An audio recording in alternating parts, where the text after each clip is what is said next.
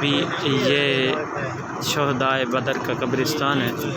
اسلام کی پہلی جنگ 2 ہجری 17 رمضان المبارک کو ہوئی تھی، تو مسلمان 313 تھے اور کفار ہزاروں کی تعداد میں تھے۔